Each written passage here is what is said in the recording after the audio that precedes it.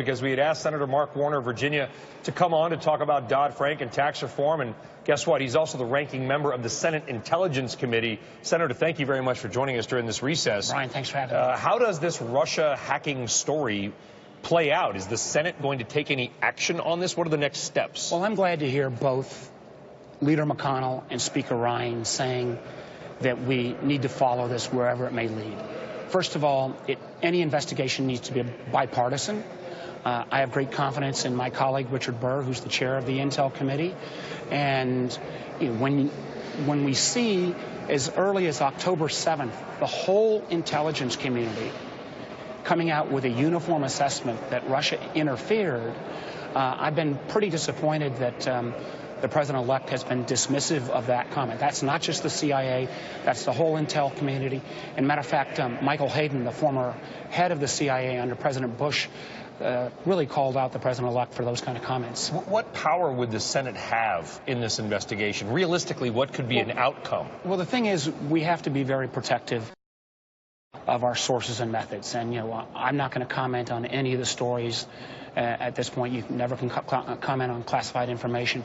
One of the things that's very important, though, is the current administration has said they are going to get everything on this subject, try to see as much as can be declassified as possible. This statement was made on Friday by Lisa Monaco, one of the president's national security advisors, because I think it's important not to relitigate the election, but to make sure that Americans going forward, and for that matter, we've got elections, there are worldwide elections in Germany, France, the Netherlands, and voters need to be on guard when you see false news or leaked information. Well, I mean, what if at the end of the investigation, Senator, if we find out that Russia was deeply involved in, who knows, but let's say we find out they were deeply involved in the release of fake news or false news, what then? What do we do? Well, again, we clearly know that Russia has been interfering in other countries' elections for many, many years.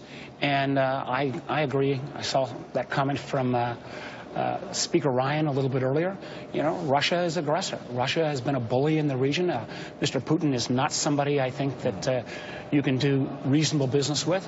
But let's not jump ahead of ourselves. Let's see if the main thing we need to do is do this in an organized and bipartisan fashion. Senator, it's Michelle Caruso-Cabrera here in studio. Yes. Reading the stories over the weekend, everything is anonymous senior administration officials. I mean, this grows very frustrating over time. Over and over again, even innocuous stuff cannot be attributed to any real human anywhere whose name you can write down. Something as sinister and as important as this, and we're still working off anonymous sources. I mean, there's got to be more clarity here. Is that going to come out if there is indeed an investigation about who's been saying this? Again, what you saw from President Obama's team was an effort to do a across-the-board review of the conclusions reached by the intelligence community. And my hope is that they'll be able to bring forward at least top lines in a declassified way before the end of this administration. But why can't we even know who's talking to the press right now? Well, listen, it is the most important job that I have as a member of the Intelligence Committee is to protect the sources and methods of the literally thousands of Americans who protect our country at grave danger to themselves. And I'm not asking for the names of the CIA officials, sir. They're senior administration officials. Ma'am, I do not know which senior administration officials are making those comments. I do know this, that when any information that I receive in a classified setting is going to remain classified until it's declassified. And that's not my job. That is the job of the administration.